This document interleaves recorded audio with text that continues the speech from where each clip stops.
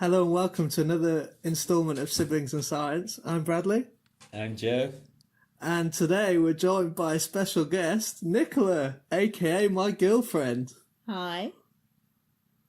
We brought Nicola on board because the topic today is on molecular biology. Yes, something called the central dogma of molecular biology, which was invented by Francis Crick in 1956. So Nicola is a biochemist, is that Yeah. right? I'm a Cool. molecular biologist.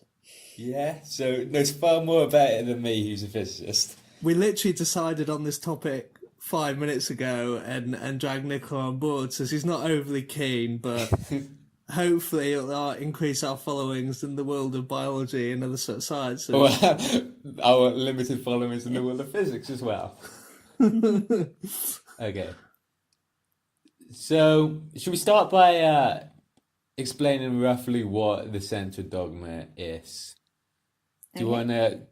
I can give the basics, like involves transcription, translation, and another one, DNA replication. Is that Yeah. right? Yeah. Cool.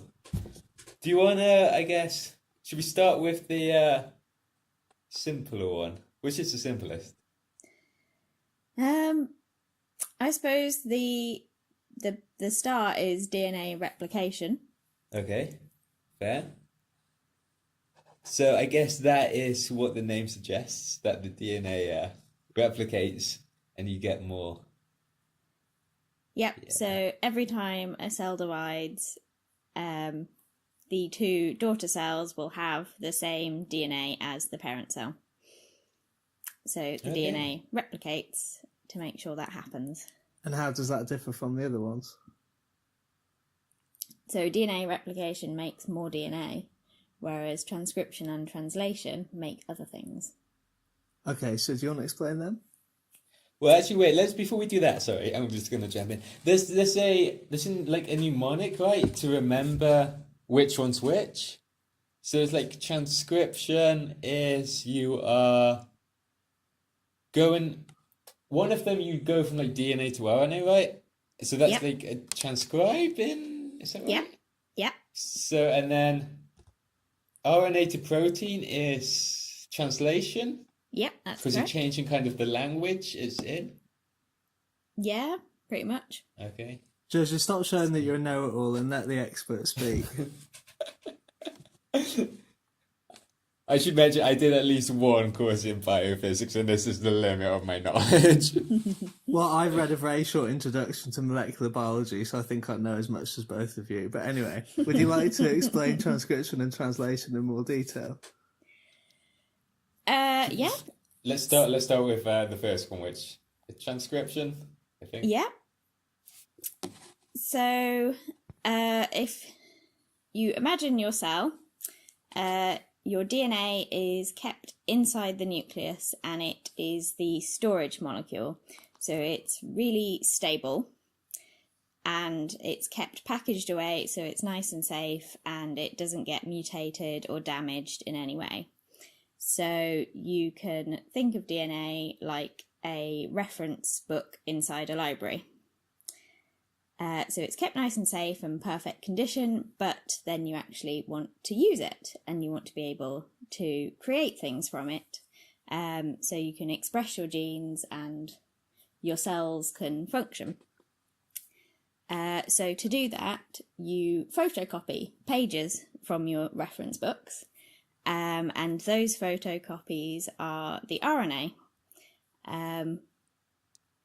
Okay, so actually, one of the things that always confused me about this is why don't we just send the RNA, or like, why do we use RNA instead of DNA? Or why don't we transcribe to DNA or something like that? Why do we need this extra RNA molecule, I guess?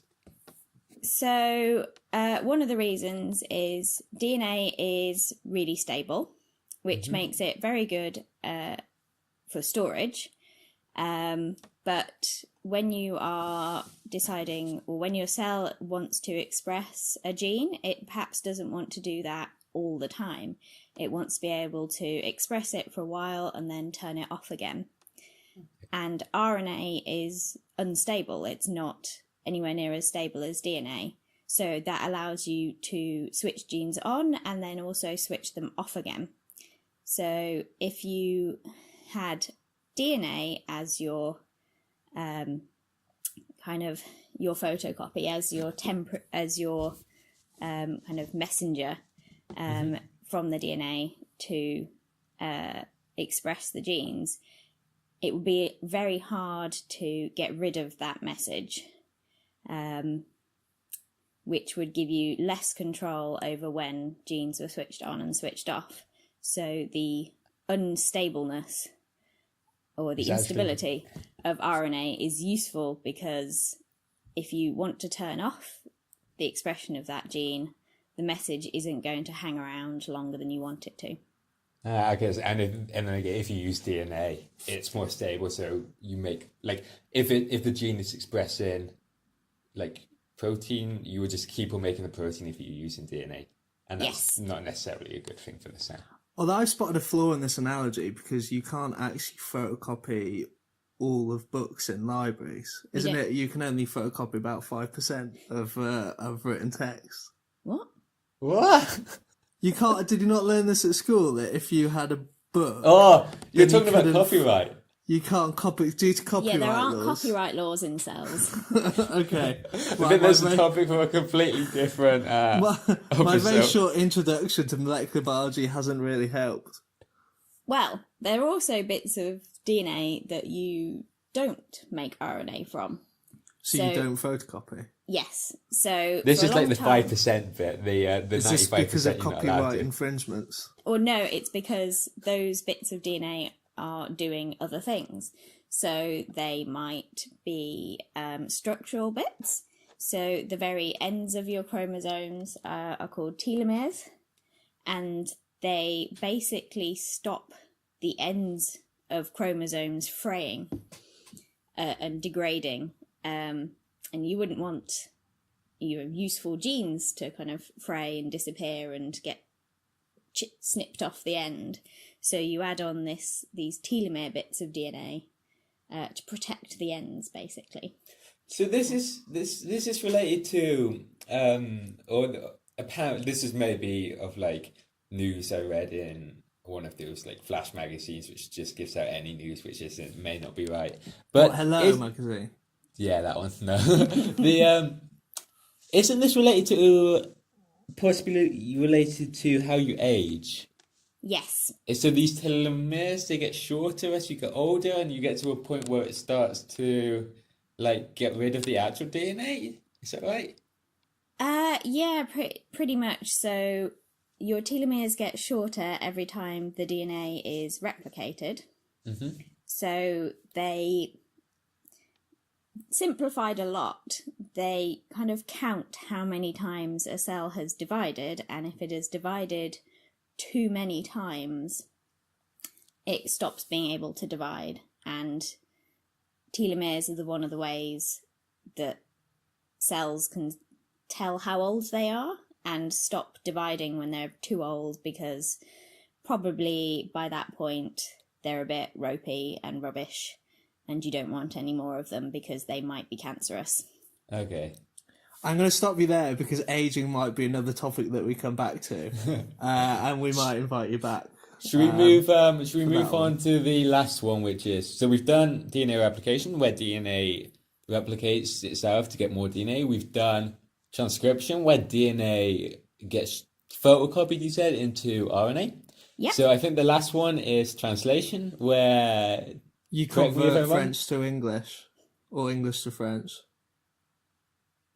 or any other language. So you take... Just ignore me. Yeah, you've got your your messenger RNA, your photocopy, that is your instructions from your DNA, and you take that to a very big protein called a ribosome, and that translates your messenger RNA into a protein. So it is literally like you get a French book from the library, you take a photocopy of it, and then you try and translate it. So you translate it into English, into something that you can understand. Well, it's more that you've got... I love a good analogy. You've got your list of instructions, and then you use that list of instructions to make a machine. Okay. So you add together amino acids in a certain sequence, and they fold around into a big 3D shape, and that is your protein, and that is the machine that goes and does things in the cells. So you'll have structural ones that hold the shape of cells, and you'll have ones that go onto the surface of cells that hormones combine to. You have proteins like hormones that send signals between cells. They do all sorts of things. So is it then again? This is gonna get read, which may not or may not be right. May or may not be right. Let me correct myself. Is it the case that, given our current understanding of things, we can sequence things like DNA, Yeah. but we can't, and we can tell what amino acids would that corresponds to in a protein, Yeah. but we can't tell yet how that protein will fold together. So that is something people are working on, and it is very difficult to predict from the amino acid sequence exactly how that will fold into a protein.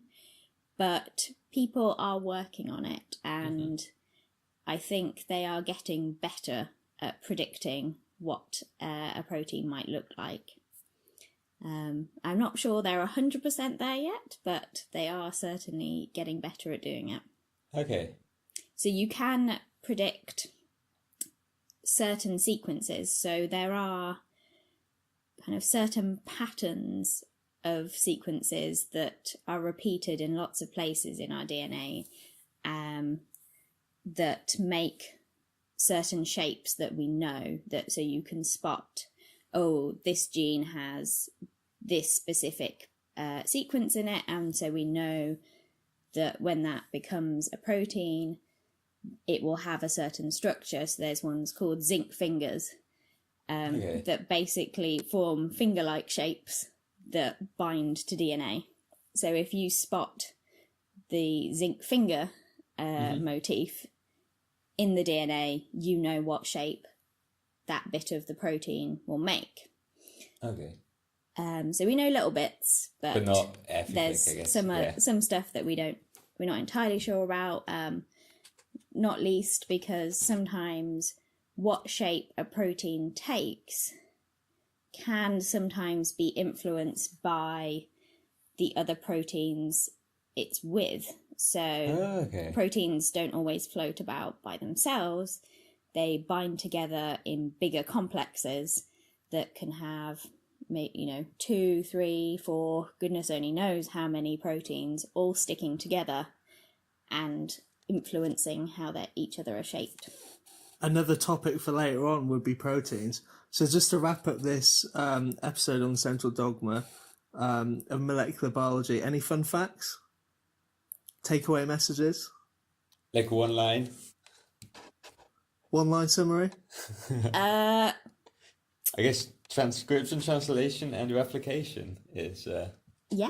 There we go. That is not the whole story. Yeah. It's a lot more complicated than that. Oh, no. Well, thank you to Nicola, who I'm sure will make many more appearances as a special guest. If you'd like to be a special guest, please follow us on Twitter at Siblings and Sci, or visit our website, siblingsandscience.com, and send us an email, but not you, Nicola, because I know you're so keen to come back. Thank you very much for listening, and we'll see you next time. Bye. Bye.